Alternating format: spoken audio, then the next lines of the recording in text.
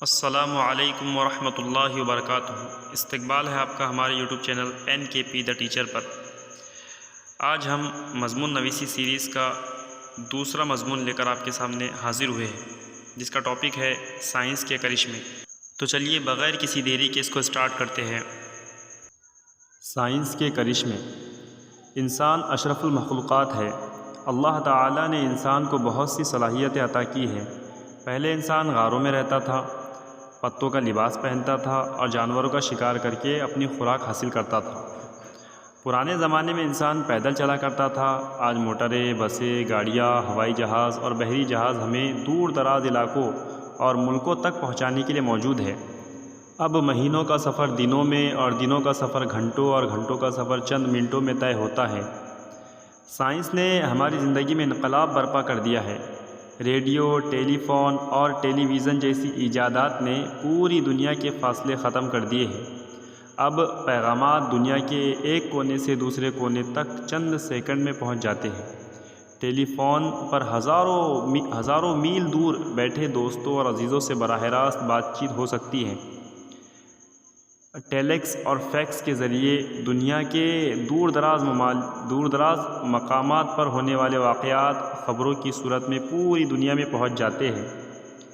Radio کی آواز تو صرف کانوں میں رس گھولتی ہے، لیکن ٹیلی ویژن کا بٹن دبانے سے بولنے والے کی تصویر بھی سامنے آ جاتی ہے۔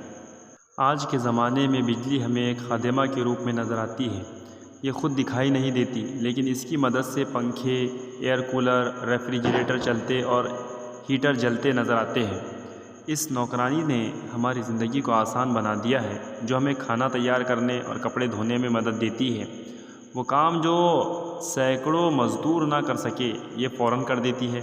کسی زمانے میں لوگ پیچس، ہیضہ، ملیریا، طاعون اور چیچک جیسی مہلک بیماریوں سے مر جاتے تھے۔